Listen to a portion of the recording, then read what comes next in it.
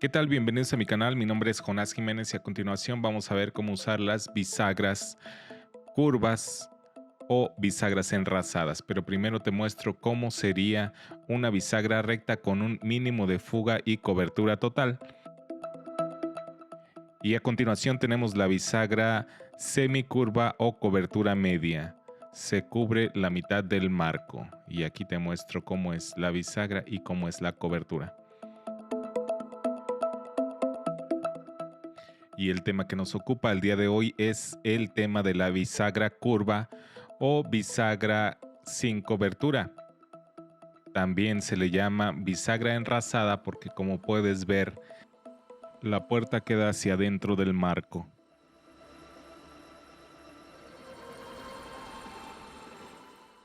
Y toda esta parte que he dibujado de color rojo queda enrasada, o sea, al ras.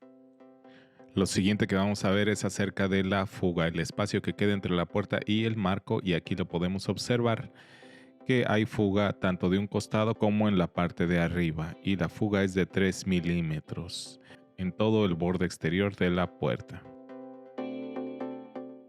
Ahora vamos a calcular el ancho de la puerta. Primero tomamos el interior del marco IM menos esta fuga, 0.3 centímetros, menos esta otra fuga también de 0.3, y eso nos va a dar en total el ancho de nuestra puerta.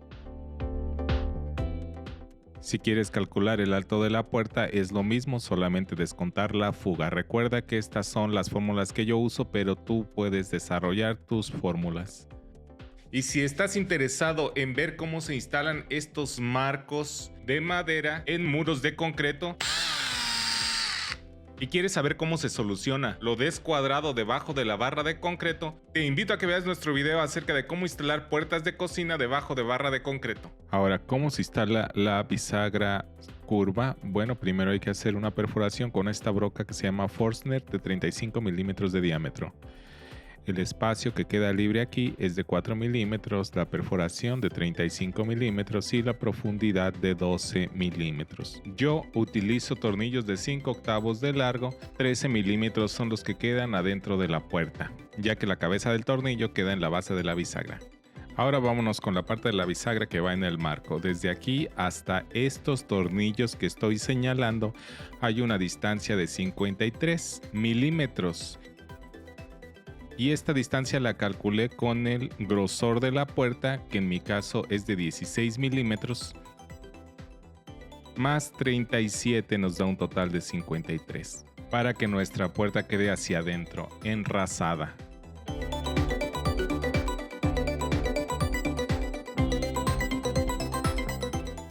Y aquí observamos las fugas de nuestra puerta enrasada. Y también tenemos un video acerca de cómo instalar las bisagras semicurvas, también llamadas bisagras de cobertura media. Te lo dejo en esta parte de aquí. Regresamos a la bisagra curva y ahora vamos a ver la fórmula para cuando instalamos dos puertas.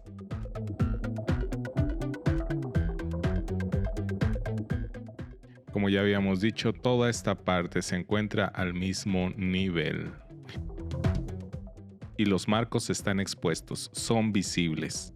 Ya tenemos nuestra bisagra curva en una puerta sencilla, pero ahora vamos a ver qué pasa con las puertas dobles.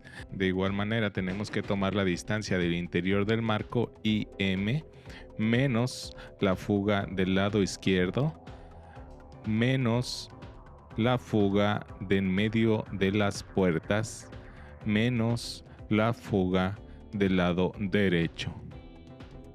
Y todo esto dividido entre 2 nos va a resultar el ancho de una sola puerta. La otra puerta tendrá las mismas dimensiones.